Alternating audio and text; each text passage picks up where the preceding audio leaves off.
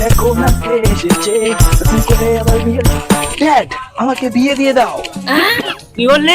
বিয়ে করবি? হ্যাঁ, এখন তোর বিয়ে শখ উঠেছে?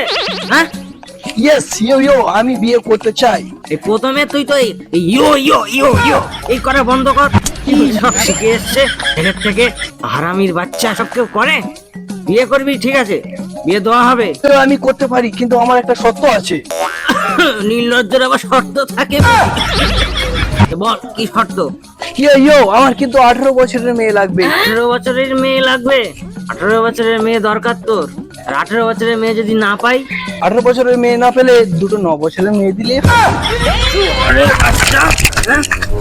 তোমার বেশি, হ্যাঁ, 9 বছরের মেয়ে দুটো লাগবে?